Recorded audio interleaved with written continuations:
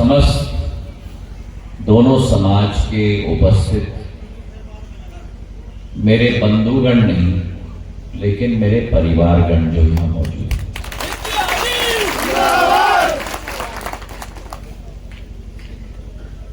मैं बैठ के सुन रहा था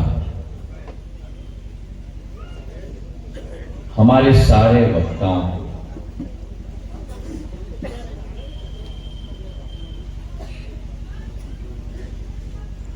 और मैं मानता हूं कि चाहे कोरी समाज हो, चाहे अहिरवार जाटव समाज हो,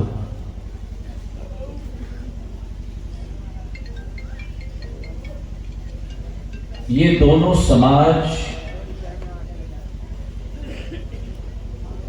हमारी मां भारती के स्वर्णम गुलदस्ते के हीरे और मोती के समान है।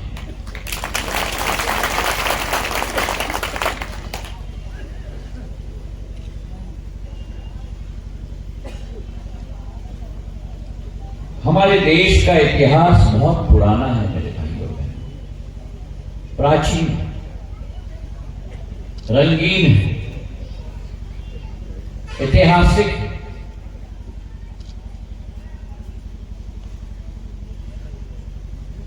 और शायद किसी देश की इतिहास और संस्कृति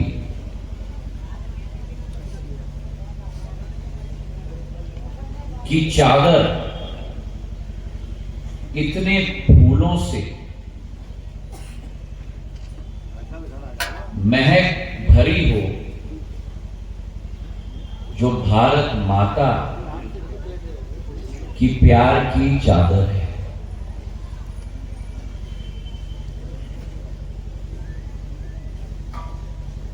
कोरी समाज के साथ एक बहुत पुराना रिश्ता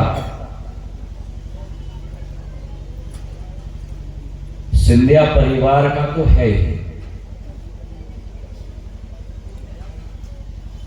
लेकिन कोरी समाज का एक बहुत महत्वपूर्ण योगदान,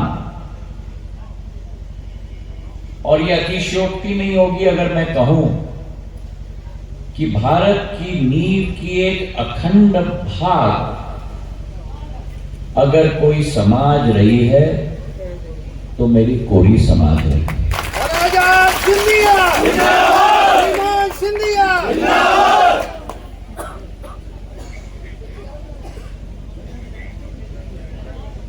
मेरा एक जुड़ाव मेरे जीवन में कोरी समाज के कई मेरे भाइयों और बहनों के साथ रहा है।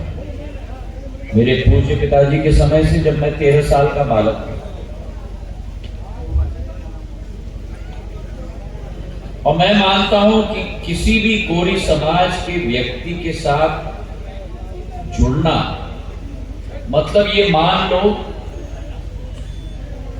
कि आप मनुष्य के साथ नहीं जुड़ रहे हो, आप अध्यात्म के साथ जुड़ रहे हो। महाराजा सिंधिया, सिंधिया।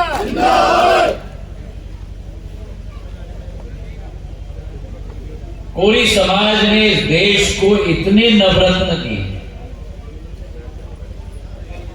अध्यात्म की नींव रखी। भगवान बुद्ध की पूज्य माता जी आदरणीय महामाया जी, या फिर संत कबीरदास की हम बात करें, या फिर हमारी वीरांगना झलकारी बाई जी की हम बात करें, जिनकी गाथा बुंदेलखंड की लोक गाथा और लोक गीत में समाई हुई है और भारत के इतिहास की प्रचंड भाग सदैव रही है और आने वाले समय में भी रहेगी। लोकगीत हम सुनते हैं, वीरांगना झलकारी बाई किस तरह से उन्होंने आक्रमणकारियों का सामना किया, किस तरीके से मां भारती की अखंडता और एकता बनाए रखने के लिए जीवन पर्यंत संघर्ष किया। संघर्ष का दूसरा नाम मतलब मेरा कोरी समाज। संत कबीरदास जी ने तो समरसता की बात जो की है अपने जीवन भर में,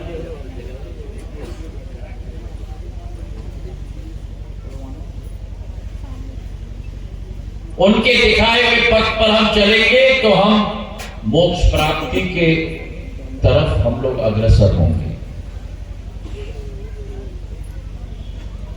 कोरी समाज ने इतिहास में सदैव भारत के प्रति जो आक्रमणकारी हैं उनके विरुद्ध लड़ाई लड़ने का काम किया।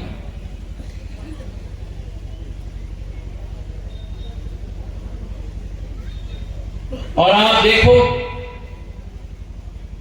मैं तो कहता था ना कि पथ प्रदर्शक आपका समाज है। हमारे देश के राष्ट्रपति रामनाथ कोविंद जी भी आपके समाज के हैं। और ये तालियों की गड़गड़ाहट होनी चाहिए। क्यों मैं कहूं? क्योंकि उनका परिवार गुना में रहता है। हमारे लिए गौरव की बात है।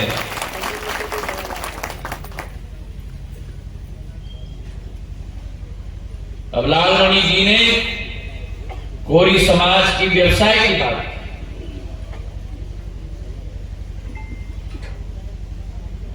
मेरे पूज्य पिताजी बड़े महाराज की बात की, मेरी बात की। और लालमणि जी मैं आपको कहना चाहता हूं कि ये सिंधिया परिवार में नई प्रवृत्ति नहीं है और ना ही हमारे चंदेरी के बुनकरों का हुनर और क्षमता कोई नई प्रवृत्ति है। अगर बुनकर समाज के कल्याण की हम बात करें, 1905 में मतलब 120 वर्ष पहले माधव महाराज प्रथम ने 1905 में तकनीकी संस्था बुनकरों के लिए ग्वालियर के लश्कर में शुरुआत की थी। और केवल इतना नहीं, लेकिन उस जमाने में, आप आज की बात कर रहे हो, उस जमाने में 1905 में केवल ग्वालियर के लश्कर में नहीं, लेकिन चंदेरी में कपड़ा का संस्थान की शुरुआत माधव महाराज प्रथम ने 1905 में की। चंदेरी के साथ एक लगाव सिंधिया परिवार का पारंपरिक है। 1915 में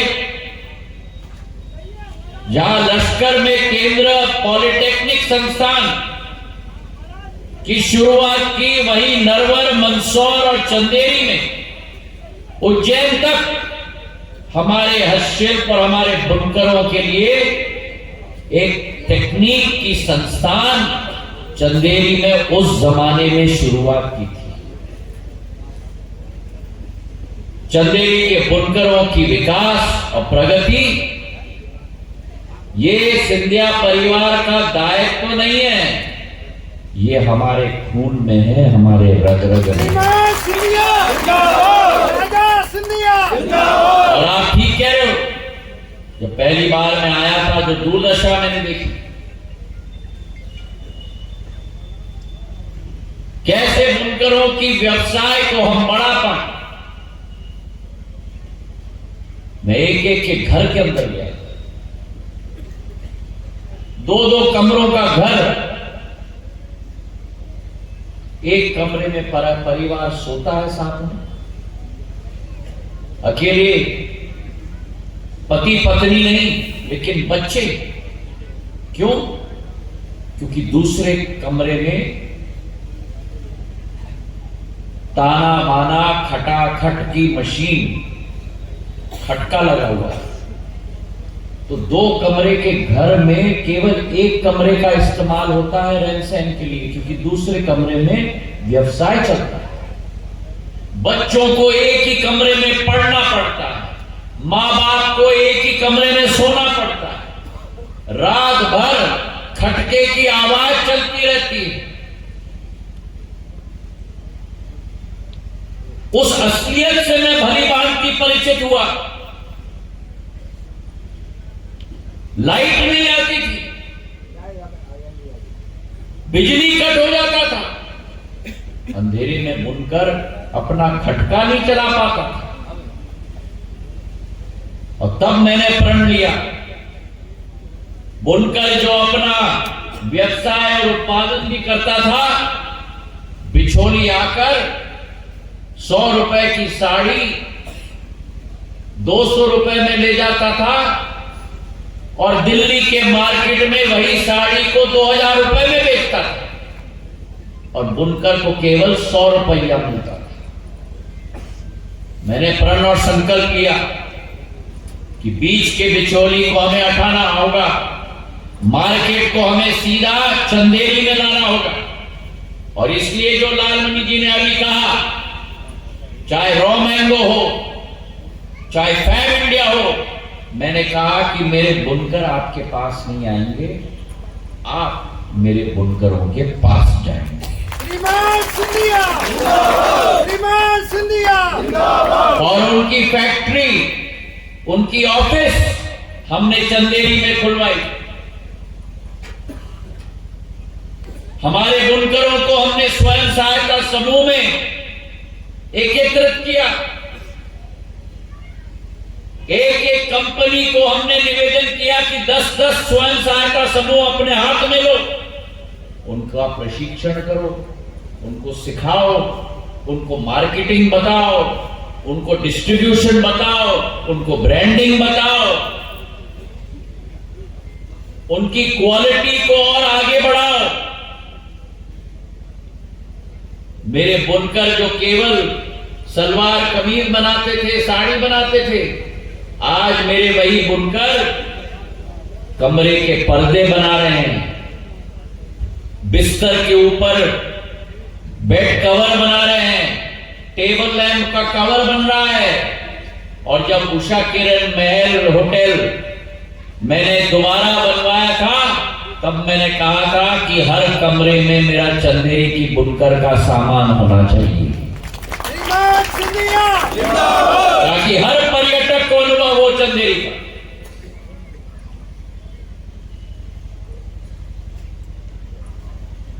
इसके जरिए आज जो 2000 रुपए का माल बिकता है, मेरे बुनकरों के पॉकेट में 1500 से 1600 रुपए उनके पॉकेट में जाता है। बीच के बिचौली को हमने काट दिया। जब मैं दूरसंचार मंत्री था, मैंने 6 कंप्यूटर के कैड कैम के मशीन लाए। वो क्या है, वो कार्ड जो आप बनाते हो, कार्ड, जकार्ड का कार्ड, वो हाथ से बनता था। मैंने कैड कैम की मशीन लाई। मैंने हमारे बुनकरों के बच्चों का प्रशिक्षण उन कैड कैम की मशीन पर करवाया, ताकि कंप्यूटर के आधार पर नवीन पीढ़ी ये खटका को आगे ले जाए।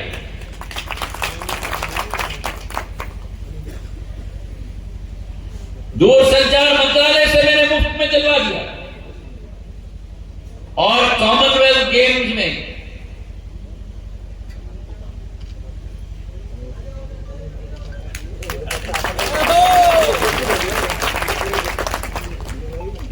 प्रतिस्पर्धा हुई डिजाइन की, और ये शायद ब्रिजेंद्र जी, आलोक जी और जगन्नाथ सिंह जी को भी नहीं मालूम। प्रतिस्पर्धा हुई पूरे देश के अंदर कि पोचमपल्ली का होगा, चंदेरी का होगा, महेश्वरी का होगा, कौन से कपड़े का बनेगा। और मेरा एक नौजवान युवा ने उसी कैड कैम मशीन पर कॉमनवेल्थ गेम का दुपट्टा का डिजाइन बना के वो प्रतिस्पर्धा वो जीता। और जो हजारों खिलाड़ी पूरे विश्व से आए थे दिल्ली के कॉमनवेल्थ गेम में। जिसको भी स्वर्ण पदक मिला, जिसको भी सिल्वर पदक मिला, जिसको भी कांस्य पदक मिला, सबके गलों में सिंधिया राजा सिंधिया चंदेरी का दुपट्टा। जब ये घर के अंदर स्थिति देखी मैंने कहा देश भर में फैक्ट्री लगते हैं, मेरे चंदेरी में फैक्ट्री क्यों नहीं?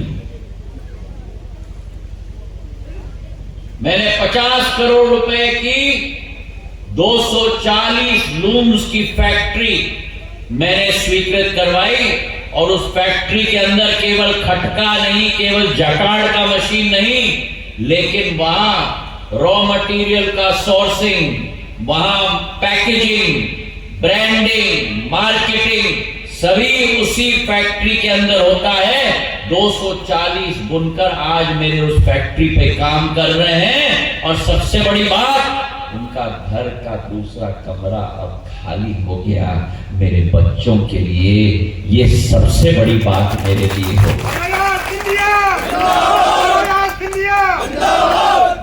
सुबह जाओ, ना बिजली की चिंता, ना रॉ मटेरियल की चिंता, अपने खटके पे खटा खट ताना और बाना काम करके शाम के 6 बजे घर वापस आओ और अपने बच्चों को गले लगाओ। और उसके दरमियान जब बिजली नहीं मिल रही थी आपके घर में, ये भी आप मंचासीन कई लोगों को नहीं मालूम, आपको नहीं मालूम, जब मैं ऊर्जा मंत्री था, मैंने आरईसी और एनटीपीसी से 5000 सोलर की लाइट मेरे बीड़ी मजदूर और मेरे बुनकरों के लिए मैंने वितरित करवाया चंदेरी के अंदर।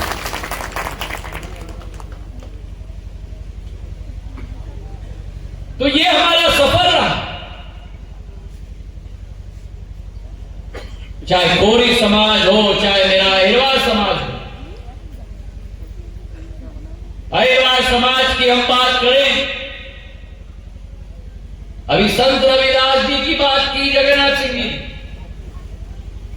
उस जमाने में समरसता की बात संत रविदास जी ने की थी, और समरसता की बात में उन्होंने कहा था, रैदास जन्म के कारणे होत न कोई नीच, नर को नीच कर डारी है, ओछे कर्म की नीच। मतलब अपने जीवन में जो नीच काम करता है केवल वो नीच होता है, जन्म से कोई नीच नहीं होता।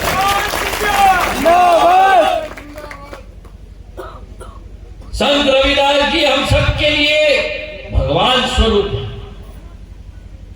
चाहे संत रविदास जी हो, हमारे बाबा साहब अम्बेडकर, उनका चित्र हमारे सामने है। उनके चित्र के ऊपर जो लाइट हमें दिख रही है, वो ज्योति का प्रकाश बाबा साहब अम्बेडकर ने अपने जीवन काल में भारत के एक एक नागरिक के जीवन में ला दिया।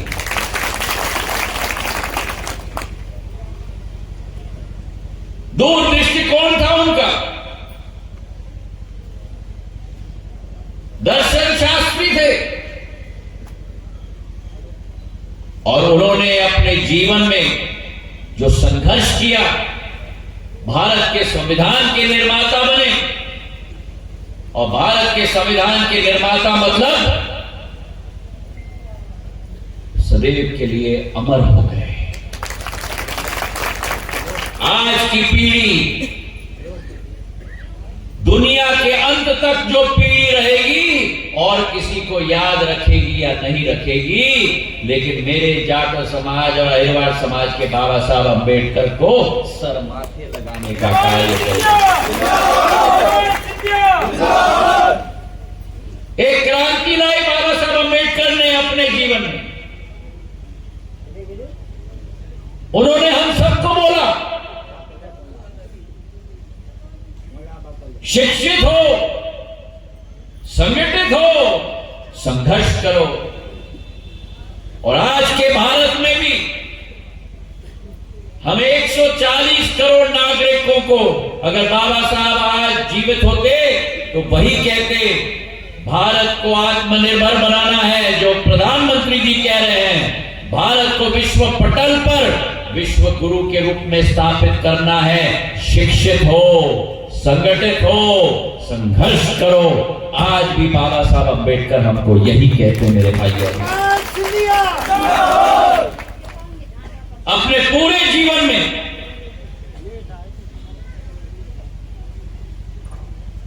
संघर्ष का जीवन उन्होंने जिया, विद्या प्राप्त की। और मुझे गर्व है क्योंकि उनका साथ मराठाओं के साथ रहा। गायकवाड़ परिवार ने, मेरी धर्मपत्नी के परिवार ने, क्योंकि मेरी धर्मपत्नी गायकवाड़ परिवार की है, गायकवाड़ परिवार ने बाबा साहब को शिक्षा प्रदान करने में मदद की, विदेश भेजा पढ़ाई के लिए। कोल्हापुर के छत्रपति शाहूजी महाराज ने उन्हें मदद की और जीवन भर उनका एक दिल का रिश्ता सयाजीराव गायकवाड़ बरोड़ा और शाहूजी महाराज कोल्हापुर के साथ सदैव रहा था मेरे भाइयों।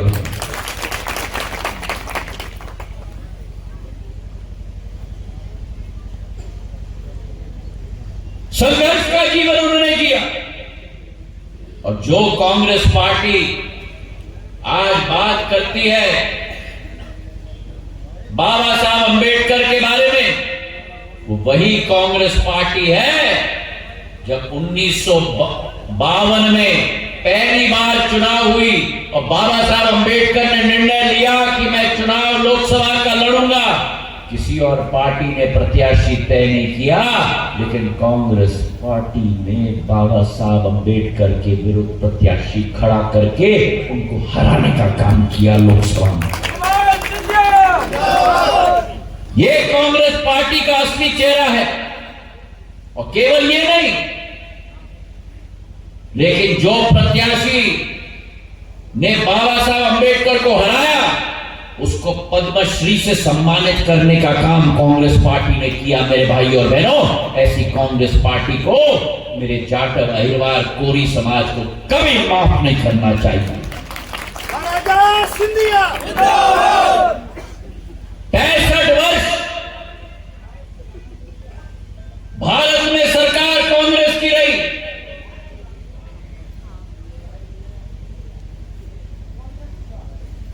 बाबा साहब को अपने महापरिनिर्वाण के बाद में भी इंतजार करना पड़ा।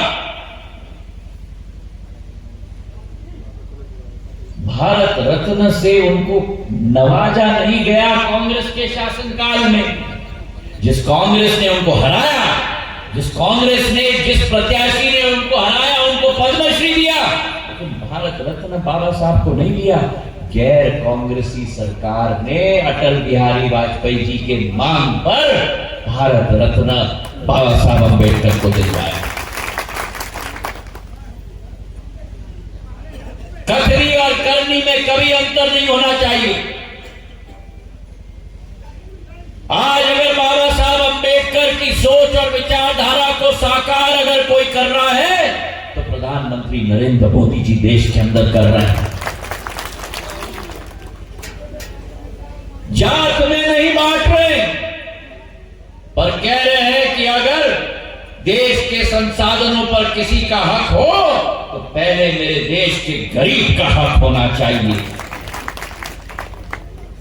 और आज बाबा साहब अंबेडकर की स्मृति को चिरस्थायी बनाई जा रही है तो मऊ में उनकी जन्मभूमि, नागपुर में उनकी दीक्षा भूमि, लंदन में उनकी शिक्षा भूमि, मुंबई में उनकी चैतन्य भूमि, दिल्ली में उनकी महापरिनिर्वाण भूमि, पांचों भूमियों को प्रधानमंत्री नरेंद्र मोदी जी धार्मिक स्थल बनाने का कार्य कर रहे हैं मेरे भाइयों और बहनों।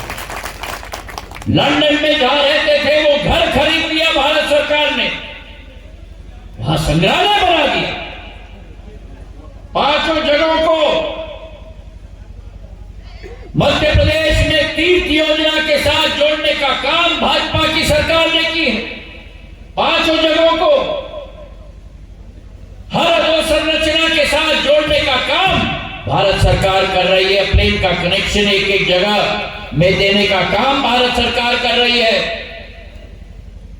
और आज मध्य प्रदेश की सरकार हमारे समाज के बच्चों के लिए 1 से 50 लाख का ऋण दिलाने का कार्य मध्य प्रदेश में बीजेपी की सरकार कर रही है। हमारे जाट समाज, अहिरवार समाज और कोरी समाज के बच्चों के लिए, जहां पहले 5 साल का ब्याज और 5% ऋण का दर की गारंटी मोदी की गारंटी और भाजपा की गारंटी के रूप में है। मेरे भाइयों और बहनों, भारतीय जनता पार्टी जिंदाबाद। भारतीय जनता पार्टी की मध्य प्रदेश की सरकार ने डॉक्टर भीमराव अंबेडकर आर्थिक कल्याण योजना की शुरुआत की है, जहां 1 लाख तक का ऋण और उसका पूरा ब्याज राज्य सरकार वहन करेगी, ताकि मेरे समाज के बच्चों का उत्थान और उनको विकास और प्रगति के रास्ते में और व्यवसाय और व्यापार के रास्ते में हम लोग आगे बढ़ा पाए। तो आज मैं आपको आह्वान करना चाहता हूं, मेरे दोनों समाजों को, कि भारतीय जनता पार्टी आपके लिए संकल्पित है, प्रधानमंत्री जी आपके लिए संकल्पित हैं। एक एक योजना का लाभ मेरे समाजों को मिले, इसके लिए भारत सरकार और मध्य प्रदेश सरकार की डबल इंजन की सरकार भारतीय जनता पार्टी के लिए आपके लिए संकल्पित है। आपकी विकास और प्रगति के लिए ज्योतिरादित्य सिंधिया आपके सामने खड़ा है और आपकी लड़ाई मैं लड़ूंगा। विकास और प्रगति के पथ पर आपको अग्रसर करूंगा। इन्हीं शब्दों के साथ आपका बहुत बहुत धन्यवाद। जय हिंद, जय भारत। बाबा साहब अम्बेडकर अमर रहे। संत रविदास जी की जय। संत कबीरदास जी की जय।